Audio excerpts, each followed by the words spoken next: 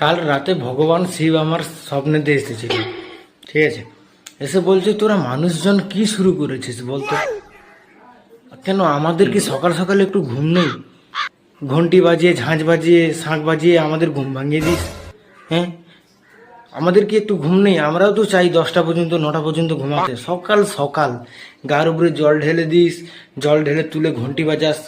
আর হ্যাঁ, প্রতিদিন কি মিষ্টি খেতে ভালো লাগে? ফল টল একটু আদরু দে, কোনো অন্য খাবার দে। আমরা তো অন্য জিনিসও খাই। মিষ্টি খেলে আমাদেরও তো শরীর আছে, আমাদের তো সুগার হতে পারে। আমাদের উপরে কি হসপিটাল আছে যে আমাদের শরীরে ইন্স্যুরেন্স করে রাখবে? বল, হসপিটাল না থাক আমাদের শরীরে ইন্স্যুরেন্স করা যাবে বল? হ্যাঁ, সুগার এরকম যদি হয়ে যায় আমরা কি করব বলতো? তাই জন্য বলছি একটু দেরি করে পূজা করার চেষ্টা করো, কারণ ভোলেনাথরা বলছে ওরা নাকি তাড়াতাড়ি উঠে যায়, ওদের অসুবিধা হচ্ছে। ঠিক আছে, একটু তাড়াতাড়ি পূজা করা বন্ধ করো, কারণ ঘুম থেকে উঠে যাচ্ছে তো ওরা, মাথা খারাপ করে দিচ্ছে তোমরা आप শুধু। कहाँ थे ज्ञानी बाबा?